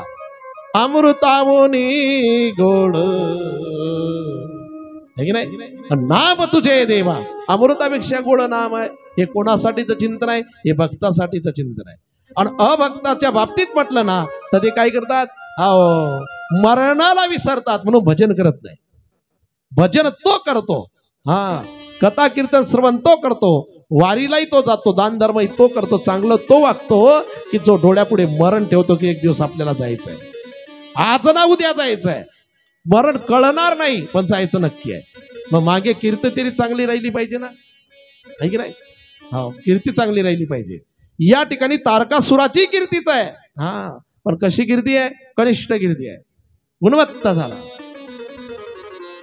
ब्रह्मदेवाने सांगितलं तू किती हुशारीने माग, पण माझा बाप तुझा काटा काढल्याशिवाय राहणार नाही. प्रसंग असा आहे, तिकडं तारकासुर उन्मत्त झाला, भोलेनाथ समाधीस्थ आहे, आणि भोलेनाथाच्या प्राप्तीसाठी पार्वती माता तपश्चर्या करीत आहे, खरतळ तपश्चर्या करीत आहे. देवतांनाही चिंता वाटायला लागली की आता तारकासुराने काय केलं, त्याला स्वर्ग प्राप्तीची इच्छा झाली, देवतांना त्रास देऊ लागला, आणि सर्व देवतांनी आणि भोलेनाथांची समाधी तोडायचा निर्णय घेतला. आणि भोलेनाथांची समाधी तोडणं काही एवढं सोपं नाही. उंदरांची मीटिंग भरली, उंदरांची, कारण माजर यायची आणि एक कोणतरी घेऊन जायची, तिची काही एकादशी होती. मग उंदरांनी मीटिंग भरवली, आणि त्याच्यामध्ये एक म्हातार उंदीर उभं राहिलं आणि माईक एक लावला आणि भाषण करायला सुरुवात केली उंदराने. माझ्या बंधू आणि भगिनींनो, माजर येते आणि आपला एक एक भावबंद घेऊन जाते, आपल्याला कळत नाही. मग आपण सर्व मिळून एक काम करू, वर्गणी करू आणि एक घंटा विकत आणू, आणि तो घंटा माजरच्या गळ्यामध्ये बांधू, ऐकताय ना तुम्ही? उंदरांनी काय निर्णय घेतला? वर्गणी करायची, घंटा आणायचा आणि तो मांजरच्या गळ्यात बांधायचा. म्हणजे मांजर आली म्हणजे घंटा वाजेल, म्हणजे आपल्याला कळेल की आता मांजर आली, म्हणजे आपण बिळामध्ये सुरक्षित ठिकाणी जायचं, म्हणजे आपले भावबंद संपणार नाही, आपण वाचणार. असा निर्णय घेतला उंदरांनी. तेवढ्यामध्ये एक लहान उंदीर उभा राहिला. म्हणे, ओ आबा, पण त्या मांजरच्या गळ्यात घंटा कोण बांधील? म्हणे, ते तुम्ही पहा. म्हणजे त्याला माहिती होतं भाषण करणारालाही, मांजरच्या गळ्यात जो घंटा बांधायला जाईल तो परत येणार. तसं भोलेनाथाची समाधी जो तोडायला जाईल तो परत येणार नाही, हे सर्वांना माहिती आहे. ब्रह्मदेव मागे सरले, इंद्रदेव मागे, सगळे मागे सरायला लागले. कारण भोलेनाथाची समाधी तोडणं एवढं सोपं नाही. मग कामदेवाला पुढं केलं आणि कामदेवाला सांगितलं की तुला भोलेनाथाची समाधी तोडायची. आणि भोलेनाथाची समाधी तोडण्यासाठी कामदेवाने वाद्य वाजवणारे, गायन करणारे, नाचणारे सर्व काही सोबत घेतले आणि जिथं भोलेनाथांची समाधी आहे, समाधीस्थ झालेले आहे, तिथं गेले समाधी तोडायला. हाँ, शिवजी को जगाने कामदेव निकले, शिवजी को जगाने कामदेव निकले, शिवजी को जगाने कामदेव निकले, शिवजी को जगाने कामदेव निकले, गाने वाले साथ नाचने वाले, गाने वाले साथ नाचने वाले, गाने वाले साथ नाचने वाले,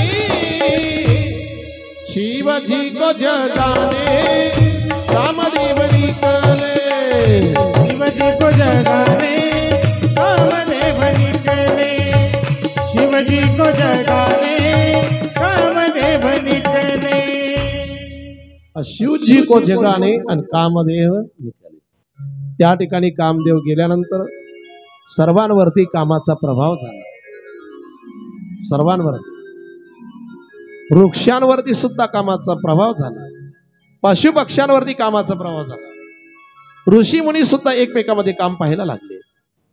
ओढे नद्यांना भेटण्यासाठी उतावीळ झाले आणि नद्या सागराला भेटण्यासाठी उतावीळ. एवढा कामाचा प्रभाव. पण भोलेनाथांवरती काही कामाचा प्रभाव झाला नाही. कारण कामाचा प्रवेश होण्याचा जो मार्ग आहे, ते द्वार आहे, तेच बंद केलेलं आहे त्यांनी, नेत्रबंद आहे. शेवटी कामदेवाने 5 फुलांचे बाण मारले त्यांच्या वक्षस्थलावर. 5 बाण. समाधी तुटली भोलेनाथांची. इकडं तिकडं पाहायला लागले, कोणी माझी समाधी तोडली, कोणी माझी समाधी तोडली. समोर आंबवृक्षावरती कामदेव दिसले आणि कामदेवाकडं भोलेनाथांनी पाहिल्यानंतर कामदेव त्या ठिकाणी भस्मसात. आता देह राहिला नाही.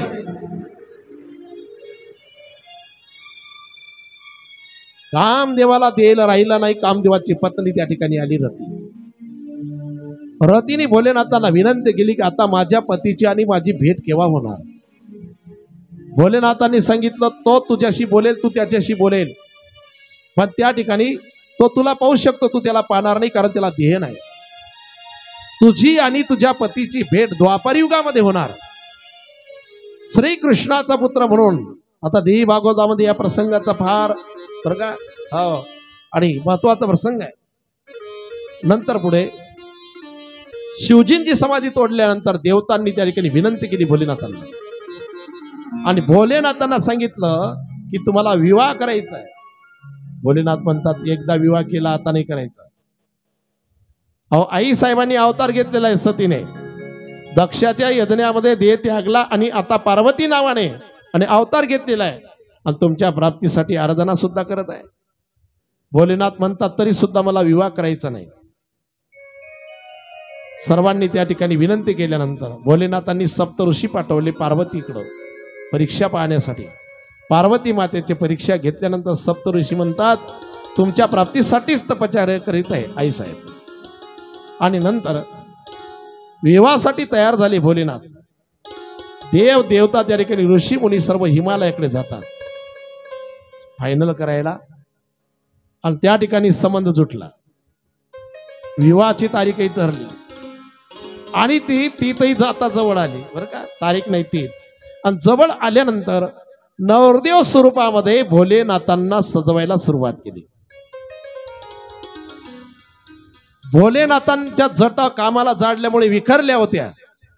एक शिवगण गेला धावत आणि एक साप आणला आणि त्यांच्या जटा बांधल्या. एक धावत गेलं, लहान लहान साप आले, त्याचे कुंडल केले. एक धावत गेलं आणि भोलेनाथांना भस्म आवडतं ना, मेलेल्या माणसाची राख. एक ताजं ताजं मेलं होतं, त्याची ताजी ताजी राख अंडी नांगाला लावायला सुरुवात केली. एकाने हातामध्ये त्रिशूल दिला आणि बसायला नंदी. आता घोड्यावरती का बसले नाही नंदी, आपले नंदीवरच का बसले भोलेनाथ, घोड्यावरती नाही. कारण धर्माचं प्रतीक आहे नंदी. आणि भोलेनाथांना सांगायचंय माझी स्वारी धर्मावरती आहे, अधर्मावरती नाही. हातामध्ये त्रिशूल घेतला, काय कारण, कट्यार तलवार का घेतली नाही. भोलेनाथांना सांगायचंय आपल्याला, भोलेनाथांच्या मंदिरामध्ये गेलं की त्रिशूलाकडे पाहावं. त्रिशूल कशा करताय, त्या त्रिशूलाकडे पाहिल्यानंतर काम, क्रोध आणि लोभ हे 3 नरकाचे द्वार आहे. भोलेनाथांना सांगायचंय भक्ताला की काम, क्रोध, लोभ हे 3 नरकाचे द्वार आहे, याच्यापासून सावध राहा. भोलेनाथांनी गळ्यामध्ये साप घेतला, इतर अलंकार नाही घेतले लग्नामध्ये. गळ्यामध्ये साप घेतला, त्याचं कारण आहे,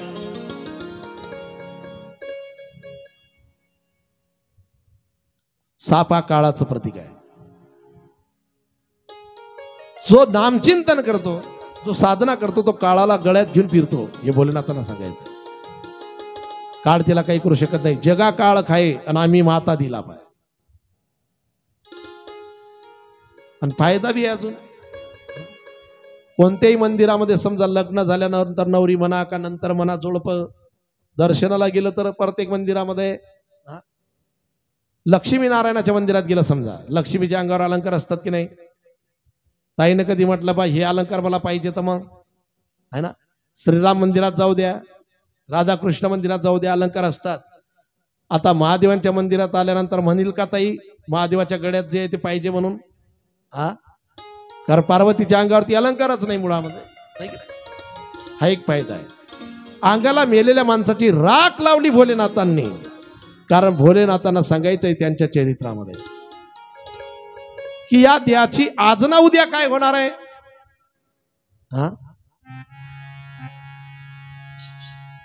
आमच्या गावाकडे काही झालं की आमच्या गावाकडेच घडतं. आमच्या गावाकडे जर एखादा गरीब माणूस जर मेला, चांगला आहे का, गरीब माणूस जर गेला आणि त्याला जर मशानामध्ये जाडलं ना, विकू कमी करत, त्याला जर मशानात जाडलं, कोणातला मामा, गरीब माणसाला, गरीब माणसाला जर मशानामध्ये जाडलं आमच्याकडे, तर त्याची राख होते. कोणाची, गरीबाची. गरीबाला जाडलं की काय होते, राख. आमच्याकडे गरीबाला जाडलं की काय होते, राख. गरीब मेल्यानंतर मशानामध्ये जाडलं त्याला, गरीबाला, की त्याचे काय होते, राख. गरीबाची म्हणतो मी. गरीब जाडला की काय होते, राख. आणि श्रीमंत जाडला की ते मावशी सोनं सांगू राहिली नाही ना, कोणीच नाही म्हणू शकत सोनं. मी सहज बोललो, कोणतीच मावशी नाही म्हणू शकत. कारण गरीब मेला तरी राखच होते, श्रीमंत मेला तरी राखच होते. सोनं कोणाचंही होत नाही. मग आज ना उद्या देहाची काय होणार, राखच होणार.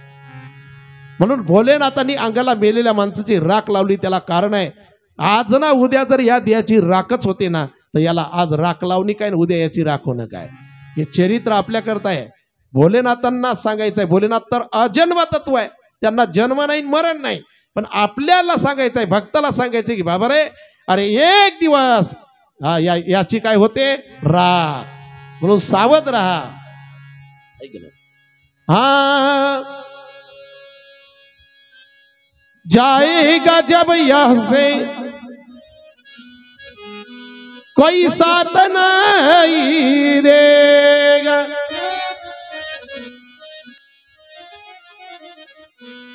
जाएगा जब यहां से कोई साथ नहीं देगा. 2 गज का पन का टुकड़ा तेरा लिबास होगा. 2 गज का पन का टुकड़ा तेरा लिबास होगा.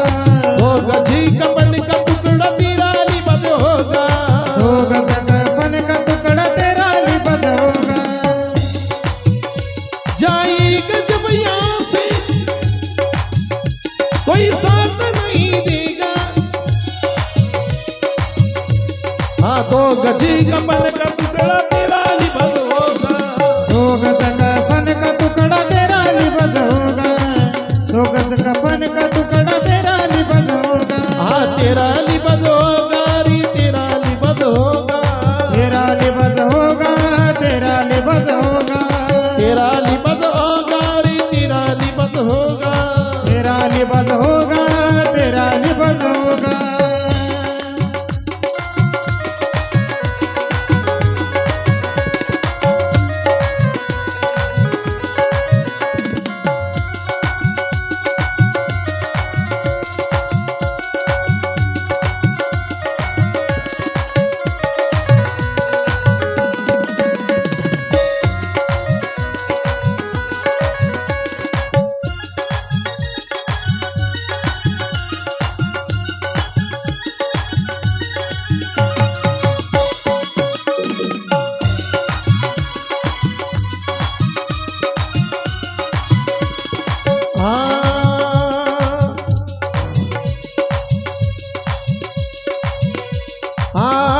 मिट्टी से मिली मिट्टी बाकी तो खाक होगी. मिट्टी से मिली मिट्टी बाकी तो खाक होगी. सोने की तेरी काया जल कर के राख होगी. सोने से तेरी काया जल कर के राख होगी. दुनिया को क्या है तेरा,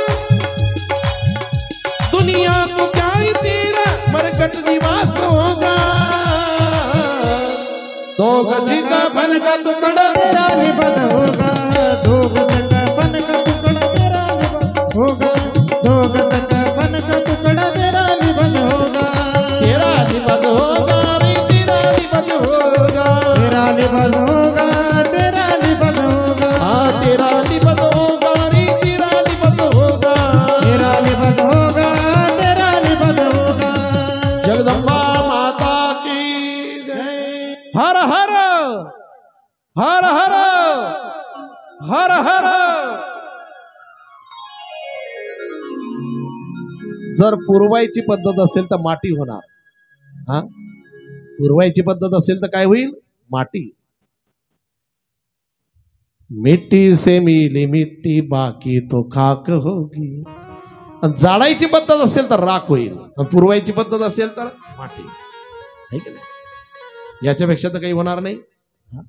जाळायची पद्धत असेल तर राख आणि पुरवायची पद्धत असेल तर, आता मी मेल्यानंतर माझी समाधी होईल मामा, मग काय होईल, मातीच होईल ना. ठीक आहे, माझंही सांगतोय ना तुम्हाला, मी मेल्यानंतर जाडणार नाही पण पुरवणार म्हणजे समाधी. मग काय होईल, हा समजा 40-50 वर्षाच्या पुढे म्हणा, 20 वर्षाच्या पुढे तुम्ही अकोल्याचे लोक आले आणि उकरून पाहिलं तर काय निघेल त्याच्यात. माझं सांगतोय मी, मातीच की नाही. हा मातीच नाही होणार आहे, एक तर राखच होणार आहे, याच्यापेक्षा काही नाही. म्हणून भोलेनाथांनी काय सांगितलं, या देहाला मी आज राख लावतोय ना, याचं कारण ते आहे. आता भोलेनाथांना काही गरज नाही, लक्षात घ्या, आहे की नाही. हे चरित्र कोणा करताय, हे आपल्या करताय. देवाच्या लीला, संतांच्या लीला हे आपल्या करतायत. हा गजानन महाराजांनी गटारीतलं पाणी पिलं, ह्याच्यामध्ये एक संदेश दिला की पाण्याला जीव लावा. हा पाण्याला जीव लावा, आहे की नाही. उष्ट्या पत्तरवाडीवरती शीत खाल्ले, त्याचं कारण काय आहे की नाही. हा कारण सांगायचंय त्यांना, संत संघ का एक क्षण और अन्न का एक कण कभी गमाना नहीं चाहिए, है की नाही? अन्न हे पूर्ण ब्रह्म आहे, म्हणून एका शीताची सुद्धा किंमत करा. जेव्हा वेळ येते त्यावेळेला एका एका शीताची किंमत कळते माणसाला, है की नाही? संत चरित्रामध्ये असं बरंच पाहायला मिळते आपल्याला. तसं या ठिकाणी या लीला आहे, ही आई भगवती ह्या लीला आहे. भोलेनाथाची लीला आहे, कोणाकरता आहे? हे आपल्याकरता लीला आहे. आई भगवतीने अवतार घेतला, प्रत्येक अवतारामध्ये प्रसंग सांगितले आपल्याकरता. 52 पीठांचं वर्णन आपण पुढे पाहणार होतो, तेही चिंतन आपल्याकरता आहे. महिषासुराचा वध करणार आहे आई भगवती. पण कोणता महिषासूर? महिषासूर का बाहेर आहे का? हा, अरे बाहेरचा तर मारणं सोपं आहे, पण आतला बी तर मेला पाहिजे ना. हा, बाहेरचा रावण मारणं सोपं आहे, पण आतला रावण. अहो त्यावेळेला त्रेतायुगामध्ये एक रावण होता. आता कबीर महाराज म्हणतात की त्यावेळेला एक रावण होता तर एका रामाने भागलं. आता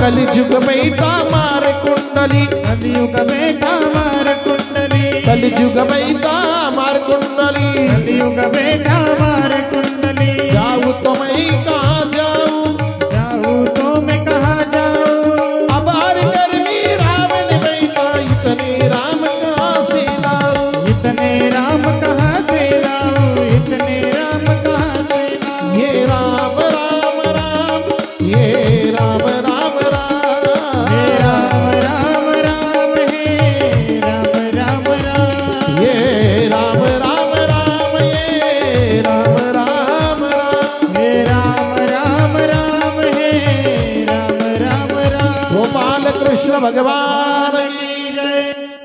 जगदंबा माता की. त्यावेळेला एक रावण होता तर एका रामाने भागलं. संत म्हणतात आता प्रत्येक घरामध्ये रावण आहे. म्हणजे कोणत्या घरामध्ये? बांधलेल्या घराचा विषय नाही चालू हा. हा, कोणाचे हे घर? हा देह कोणाचा आणि आत्माराम त्याचा. हा ते हा घर. या घरामध्ये रावण आहे, या घरामध्ये कंस आहे, या घरामध्ये महिषासूर आहे. म्हणजे विकार विकार विकार कोणते? है की नाही? कामरूपी रावण, लोभरूपी रावण, क्रोधरूपी रावण. अब हे तर मारणं गरजेचं आहे ना. फटाक्याचा रावण जाळणं सोपं आहे, पण आतला, है की नाही? दसऱ्याच्या दिवशी एकमेकाला आपण भेटतो, कशा करता भेटायचं आहे? हा, आहे की नाही बा? प्रत्येकाच्या हृदयामध्ये जो असणार आहे ना तो पाहिजे. हा, तुझ्यातही राम आहे, माझ्यात राम आहे. रावणाचं काम नाही आज, म्हणून एकमेकाला भेटायचं आहे की नाही? हा, काही काही उत्सवही आपल्या जीवनामध्ये एवढ्या करताय. हा, बरं का, सर्वांनी एकत्रित यावं, सर्वांनी एकोप्याने जगावं, एवढ्यासाठी उत्सव आहे की नाही? आणि त्या ठिकाणी रावण मारणं गरजेचं आहे, तसं महिषासूर मारणं गरजेचं आहे. आई भगवतीच्या कृपेशिवाय महिषासूर मारू शकत नाही. याचं कारण पाहायला मिळेल आपल्याला, बरं का. कसा मारायचा आहे, कोणता महिषासूर मारायचा आहे, म्हणजे बाहेरचा विषय नाही, बरं का. आपला विषय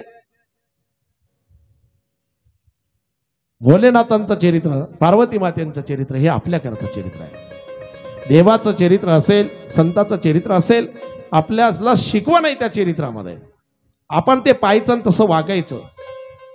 आरसा जसं सत्य नाही, आरसा सत्य नाही, पण जसं आरशात पाहिल्यानंतर आपण इकडे सजायचं आहे, तसंच या ठिकाणी ग्रंथ, पुराण असेल, कोणतं चरित्र असेल संत, ते वाचल्यानंतर, ज्ञानेश्वरी जरी असेल, हा, मग ज्ञानेश्वरी बरं का पूर्ण पाठ करावी का एका वेळीचा अनुभव घ्यावा? एक म्हणे महाराज अमुकच्या तर पूर्ण ज्ञानेश्वरीच पाठ आहे. अरे म्हटलं पूर्ण ज्ञानेश्वरी पाठ करणं महत्वाचं नाही. काय सांगितलं? एक तरी ओवी अनुभवावी. पूर्ण पाठ नसली तरी चालते, पण एका ओवीचा अनुभव घेणं गरजेचं आहे. आहे की नाही? ज्ञानोबरांनी सांगितलं आपल्याला, हा प्रत्येक ओवी त्या ओवीचा अनुभव घेणं फार महत्वाचं आहे. मग ज्ञानेश्वरी असेल, गाथा असेल, अभंग पाठ करावा का अभंगाचा अर्थ लक्षात घ्यावा? आहे की नाही? हरिपाठ पाठ करावा का हरिपाठाचा अर्थ लक्षात घ्यावा? हरिपाठातील प्रत्येक अभंगाचा अर्थही पाहणं गरजेचं आहे की आपल्याकरता काय सुंदर सांगितलेलं आहे. नुसतंच पाठ केलं म्हटलं काय कामाचं आहे?